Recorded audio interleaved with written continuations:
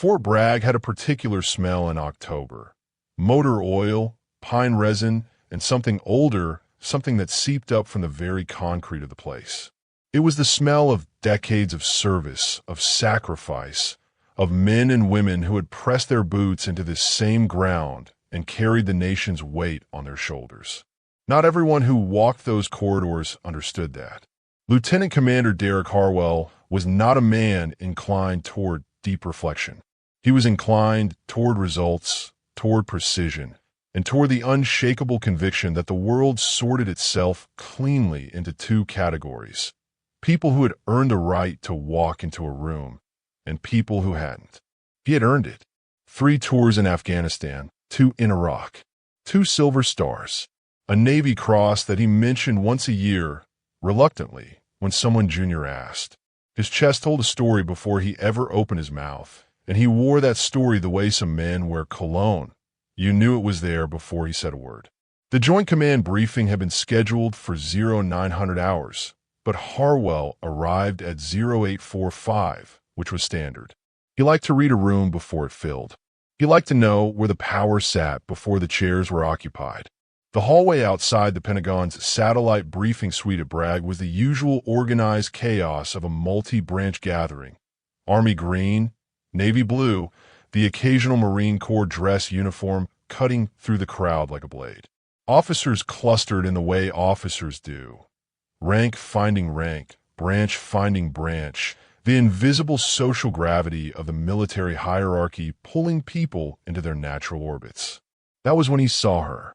She stood near the far end of the corridor, back to the tall window that let in the flat October light, reviewing something on a tablet with the focused calm of someone who had no interest in performing readiness. She simply was ready.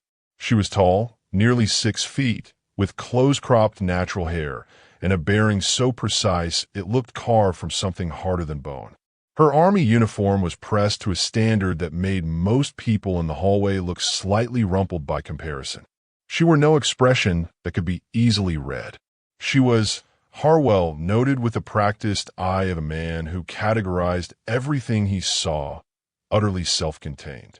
What he also noted, and what he allowed to do more work than it should have, was that she was young-looking and black and standing slightly apart from the clusters of senior officers near the briefing room door. His brain, moving fast the way trained minds do, drew a line between those data points and arrived at a conclusion that felt like certainty but was nothing more than prejudice wearing the costume of intuition. He decided she was an aide, maybe a sergeant, someone's logistics coordinator, someone who had come to carry a bag or hold a door. He walked toward her with the loose confidence of a man who had never once been wrong about this kind of calculation. "Hey," he said, pulling up beside her with the casual authority of someone addressing a subordinate. He didn't use "excuse me."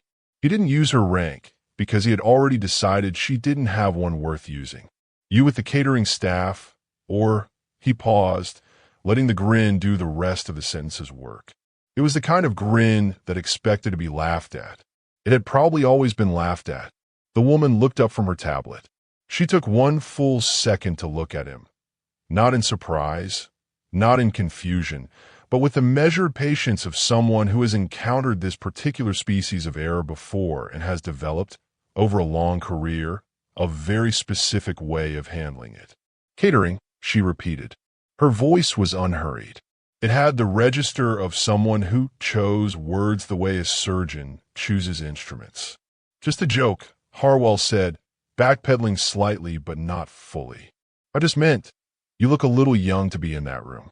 He nodded toward the briefing suite door. "Big room. Lots of stars in there today.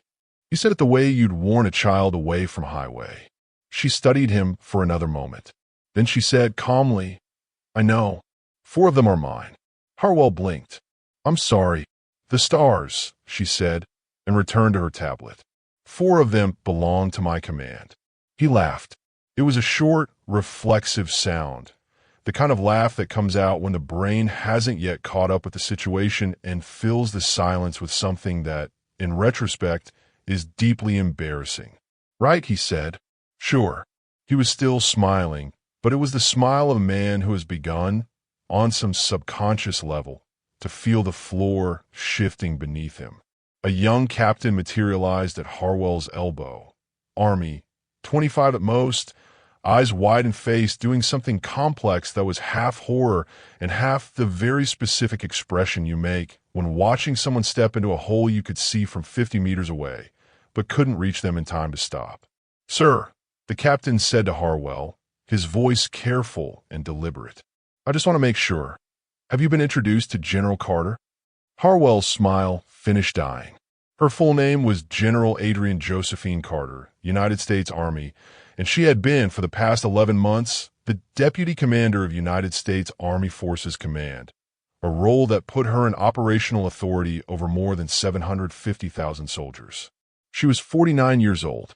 She had a PhD in strategic studies from Georgetown, a master's in applied mathematics from Howard University, where she had graduated top of her class on a ROTC scholarship that she had earned, not inherited. She had commanded at the platoon, company, battalion, brigade, and division levels. She had served in Somalia, Bosnia, Iraq twice, and Afghanistan 3 times. She had been awarded the Distinguished Service Medal, the Legion of Merit with 3 oak leaf clusters, the Bronze Star with Valor Device, and a dozen other decorations that would take several minutes to read aloud at a formal ceremony. She did not feel the need to announce any of this.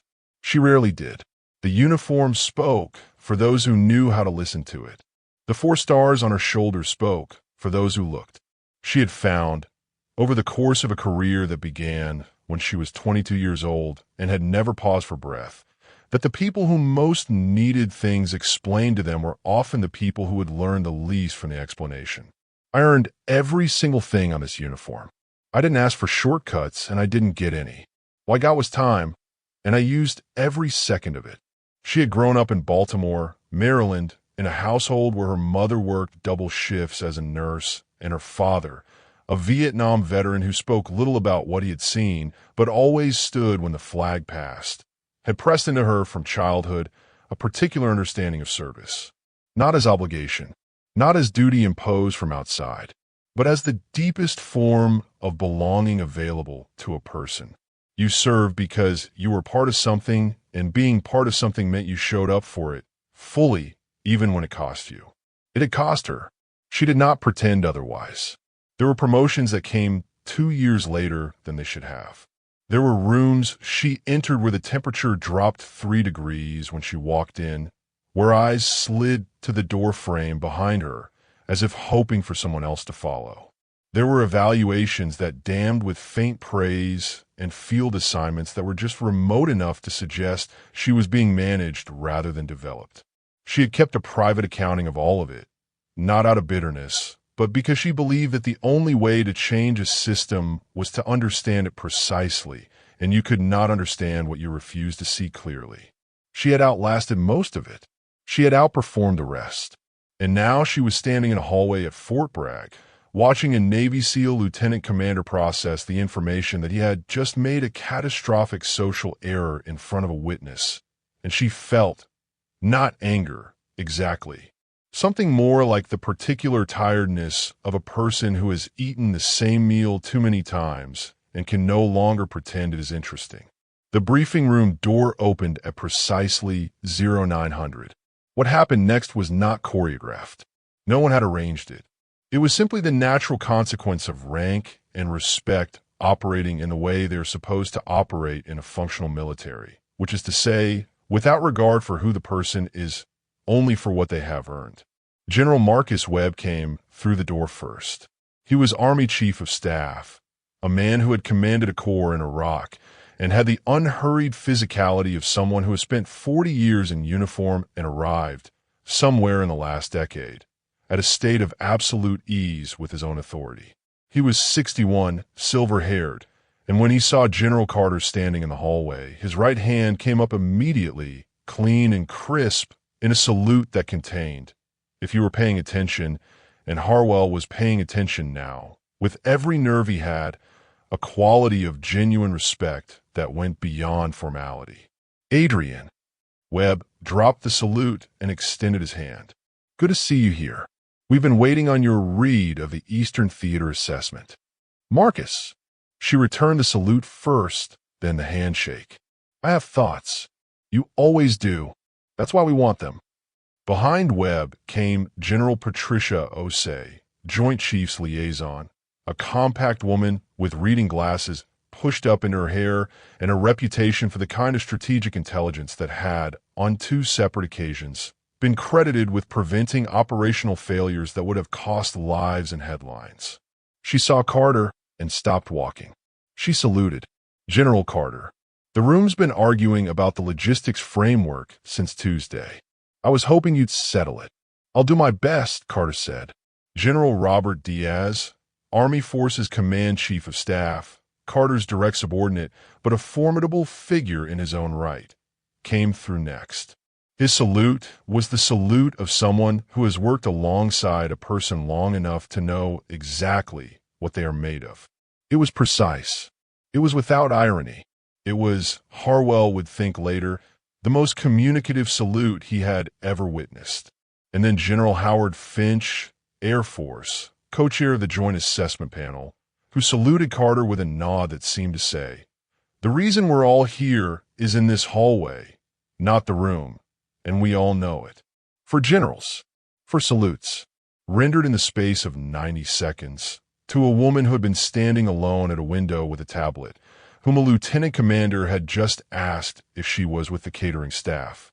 Harwell stood very still. He had the specific sensation of a man watching the horizon rearrange itself. Not just embarrassment, though there was plenty of that, pooling somewhere in his chest like cold water. Something more fundamental. The sensation of a map being revised while you are mid-journey, and realizing that you have been navigating by assumptions rather than by landmarks. The briefing covered 3 theaters. Carter spoke for 40 minutes of the 2-hour session. Harwell, seated along the wall in the observer's section, his rank did not entitle him to a principal seat at this particular table, watched and listened with the focused attention of a man recalibrating something important. She was, he realized very quickly, extraordinary.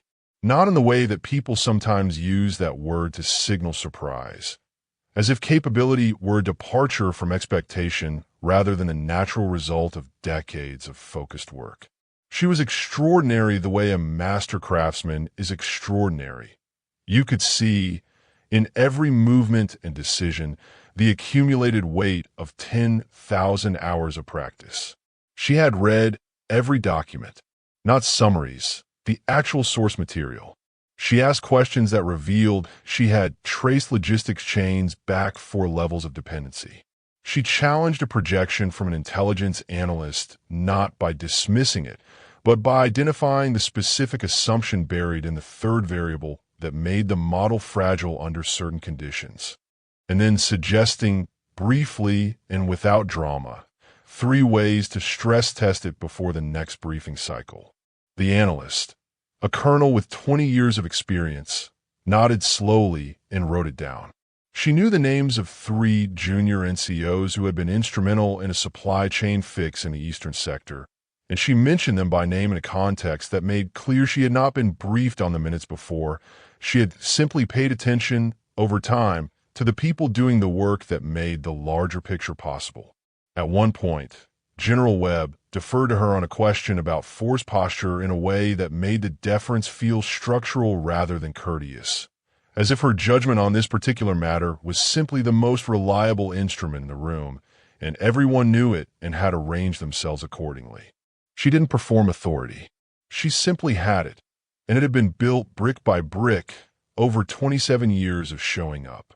Harwell had been in a lot of rooms with a lot of powerful people. He was not easily impressed. He was, however, honest enough when the situation made dishonesty too costly to recognize when someone had earned something he hadn't.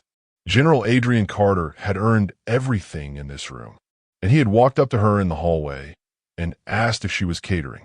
The thought sat in his chest like a stone. The briefing ended at 11:12. The room emptied in the deliberate way of people who had more to do and had already begun doing it mentally. Harwell waited near the door. He had decided, somewhere around the 90-minute mark of the session, that he was going to do something that did not come naturally to him. He was going to apologize. Not the tactical non-apology of someone managing a situation. An actual apology, offered without qualification or self-defense. He found General Carter in the same hallway, pulling on her cover, tablet tucked under her arm. She saw him approach and waited, which told him she had been expecting this and had decided, for reasons of her own, to allow it. "General Carter," he said. He came to something close to attention, not quite a formal position, but near enough that the gesture was clear. "I owe you an apology. What I said earlier was disrespectful and it was wrong, and I don't have an excuse that would make it better, so I won't offer one." She looked at him. There was a pause, not a punishing pause, but a considered one. The pause of a person who has learned that the first words after an apology should be chosen carefully, because they will shape what the moment becomes. "Lieutenant Commander," she said at last, "I've been in this uniform for 27 years. You're not the first person to look at me and see something other than what's there." She paused. "But you are, in my experience, one of the few who came back to say so. That's worth something." Harwell exhaled slowly. "I was operating on assumptions," he said. "That's not a SEAL thing to do. That's a sloppy thing to do." "It's a human thing to do," she said. "The question is whether you let the assumption stand after the evidence corrects it. A lot of people do." She tilted her head slightly. "You didn't." There was a pause. Then she said, "What's your name?" "Harwell. Derek Harwell." Dev grew. She nodded. "I read about the Kandahar extraction. 2019. That was your team?" He blinked, surprised despite himself. "Yes, ma'am." "Good work," she said, with the flat directness of someone who does not offer praise as a social lubricant, but means it when they deploy it. "The mission saved 4 people and cost nothing. That's the math you want." She picked up her bag. "Do better with the assumptions, Harwell. You're too good at your job to be careless with them." She walked away down the corridor. Her stride was the same as it had been when he first saw her, purposeful, unhurried, exactly as fast as it needed to be, and no faster. He watched her go and felt something settle in him.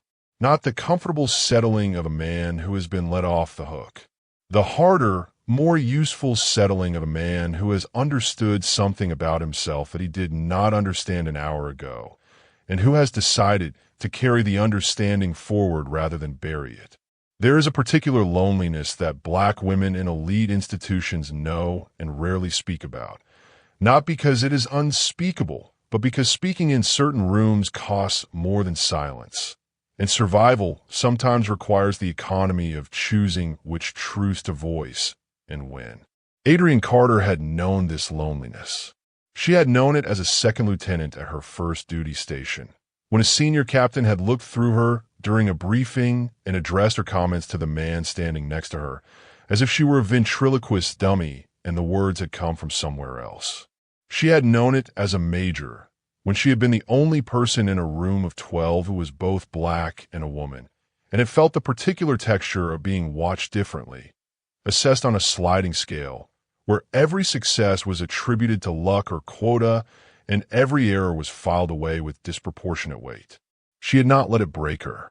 She had let it educate her. She understood, with the precision of a person who has had to understand it in order to survive, that institutions are not transformed by rage alone, however justified that rage might be. They're transformed by presence, by the stubborn, sustained, undeniable presence of people who refuse to be erased, who show up every day and do the work so thoroughly and so well that the edifice of assumption cannot stand against the accumulating weight of evidence. She had been that presence. She had shown up for 27 years in rooms where she was unexpected and remained in them long enough to become indispensable. She had mentored 34 junior officers over her career. She kept the number because numbers mattered, because you could not measure what you did not count. 14 of those officers were women. 9 were Black. She had written recommendation letters, made phone calls, reviewed promotion files, shown up to change of command ceremonies when her schedule barely permitted it, because she understood that representation without investment is ornamental, and ornamental is not enough. She had let the loneliness educate her, not diminish her, and that distinction was everything. She thought about her father sometimes, when she was in moments like the one in the hallway, moments where someone looked at her and saw something other than what 27 years of service had made her. He had come home from Vietnam to a country that did not want to look at what it sent him to do, and he had carried that weight in silence, with a dignity so complete it looked, from the outside, like peace. She understood now that it had not been peace. It had been discipline. The discipline of a man who had decided that his worth was not subject to ratification by people who had already decided to deny it. She had inherited that discipline. She had added to it. She had turned it into a career and, she believed, into something that would last beyond the career. In the officer she had shaped, in the decisions she had influenced, in the small recalibrations she had forced in rooms full of people who had come in with maps that did not match the territory. A lieutenant commander asking if she was with catering was not, in the grand ledger, the most significant thing that had ever happened to her in a hallway. It was simply the most recent entry in a ledger that stretched back decades. What mattered was not the entry but the response, and she had learned, long ago, that the most powerful response was not the one that punished, but the one that persisted. She persisted. 3 weeks after the Fort Bragg briefing, Lieutenant Commander Derek Harwell put in for a cross-branch leadership development rotation. It was unusual for a SEAL of his seniority. His commanding officer asked him why. "I realized I've been operating in a pretty narrow frame," Harwell said. "I know my own community well. I don't know the full picture as well as I thought I did." He paused. "I want to fix that." His CO approved the request. Harwell spent 8 months embedded with Army Forces Command, where he sat in briefings, tracked operational chains, and learned, in granular and humbling detail, how much of the military's actual function depended on systems and people he had never thought much about. He thought about General Carter's comment, "You're too good at your job to be careless with assumptions," and found that it had taken up residence in him with the permanence of something that had always been true and had only recently been named. He did not encounter General Carter during the rotation, but he read her published monograph on adaptive force posture in contested environments, which had been cited 38 times in joint publications and had quietly reshaped the way 3 separate commands approached a set of problems they had previously been solving incorrectly. He read the acknowledgments page, which thanked 14 people by name, most of them junior in rank to her. Most of them, he noted, people who would not ordinarily appear on the acknowledgments page of a senior general strategic paper. That told him something. He filed it carefully. The military, at its best, is an institution that understands what it has produced. It knows, sometimes imperfectly, sometimes with delay, sometimes after friction that should not have been necessary, how to recognize the thing it most needs. General Adrienne Carter was one of those things. The institution had recognized her, eventually with the 4 stars on her shoulders and the deference of the most senior officers in that briefing room. The 4 salutes in a Fort Bragg hallway were not a performance. They were a verdict rendered by people who had seen the evidence and could not, in good conscience, arrive at any other conclusion. The 4 salutes were not ceremony. They were evidence, and they had been a long time coming. What they were also, for one lieutenant commander standing close enough to witness them, was an education. Not the comfortable kind. The kind that requires you to revise something you thought was solid, and to sit with the revision, and to let it change the way you move through the world. He would spend the rest of his career trying to be worth that education. Epilogue. General Adrienne Josephine Carter retired for the United States Army at a ceremony in Washington, D.C. on a Thursday in April, 3 years after the briefing at Fort Bragg.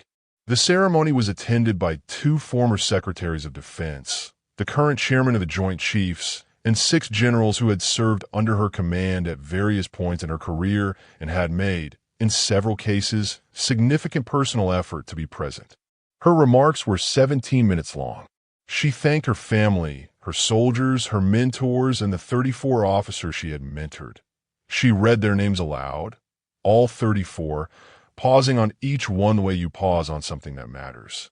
She said that the military had given her more than she had words for, and that she had tried to give it back in full measure, and that she hoped the people who came after her would find the doors slightly less heavy than she had found them. Not because the work had been done, but because it was always being done, imperfectly and incrementally, by people who refused to stop. She did not mention the hallway at Fort Bragg. She did not mention the Navy SEAL, or the joke, or the 4 salutes. Those were not the story she needed to tell her retirement ceremony. They were a smaller story embedded inside the larger one. The larger story was this. A woman from Baltimore had decided, at the age of 22, to give herself to something. She had given herself completely and without reservation through the resistance and the loneliness and the rooms that went cold and the praise that came slow. She had built something that no one could take away from her because it was not located in anyone else's opinion. It was located in the record, in the decisions she had made, in the people she had shaped, in the operations that had run correctly because she had understood things others hadn't. She walked out of the ceremony hall in the sunlight of an April afternoon, and she was no longer General Carter, United States Army.